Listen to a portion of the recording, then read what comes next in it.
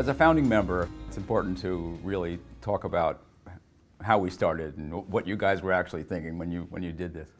And at the time, the industry was really going through a renaissance of excitement.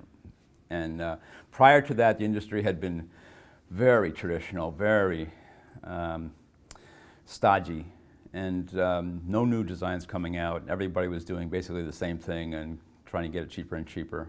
The jewelers would come up to you and they'd actually weigh your pieces and they'd say, "How much does this weigh?" And that was the biggest joke amongst the designers. You know, we'd go up to each other and they'd say, "Hey, I got a new piece," and you'd say, "Wow, that's really nice. How much does it weigh?" This is a big joke, because they would look at the precious materials and it was only based on precious materials. It wasn't based on design or anything to do with design. And at the time, the industry was getting infiltrated by all these young designers who were enthusiastic and who wanted to express their creativity in precious materials. We thought as an organization should be created to take that next step, to say that jewelry design can be expressed as an art form. And that's really what we formed. We formed an arts organization to further that art, the jewelry as art aesthetic. And to that end, the members were encouraged to go beyond their commercial jewelry to exhibit things that they wouldn't ordinarily make for a commercial piece. So it gave us the freedom to experiment and to really go further in what we were doing. And that's really the nutshell of what the organization was meant to do. And we do educate the public. It's been interesting over the years in different ways. We do that with exhibitions and lectures and things like that, but the organization tries to really push design and as an art form, so it's jewelry as an art form. The projects have always been that freedom to go ahead and say stuff that I wouldn't ever think of putting into a collection. I was trained in art school, and we always had projects. So it was a logical extension of my history. So, you know, in the art school, they give you an object and they say, "Okay, make something out of that." And we can make anything we wanted. So we had a day to do it, and it was like exercise. So it was the fun, the creativity, the angst in the beginning, the hopefully the triumph at the end. But so the projects to me have always been along those lines, always pushing the creativity. For me, trying to bring a little humor into it, making it less formal, more casual, you know, that kind of thing. And as far as bleed over into my line, not so much. I've always had to clamp down on my creativity to get a line that someone else would buy. You know, so it's always been a struggle for me to just, you know, make something that someone else would buy. In the recent piece, I used platinum, which was obviously precious material, and raffia, which is just straw. And my raffia happened to be synthetic raffia.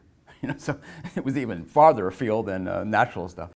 Raffia comes in many colors. Mine was yellow. So that intense color and the texture.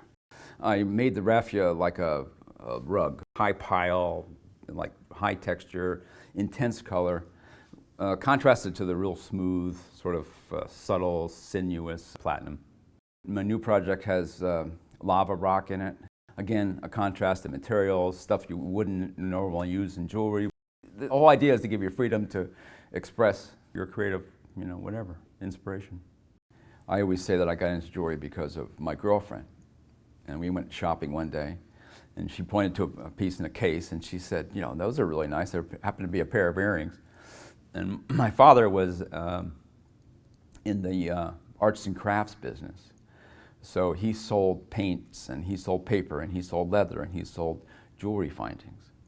And it was my job every year as a kid to count all the findings for inventory, right? So here's the whole room full of jewelry findings. And it was a job I hated the most because, you know, you're counting like jump rings, 1, 2, 3, you're like grosses and grosses of jump rings, right? So it was a job I hated. But at that moment, when my girlfriend points to the earrings, what did I see? I saw a spring ring, I saw a chain that we had in inventory.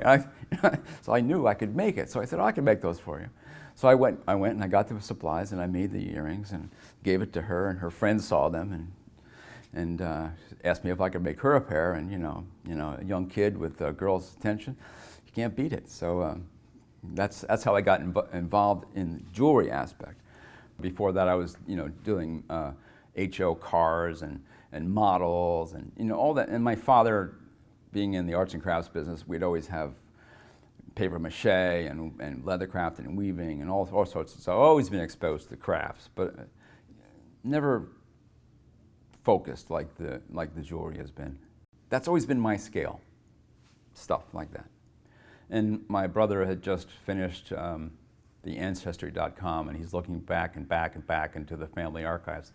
And it turns out that my ancestors were needle makers in the day.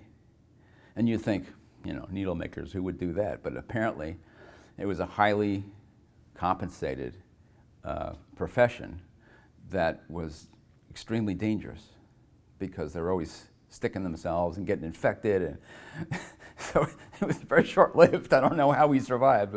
But so way back when, it was needle making for our family.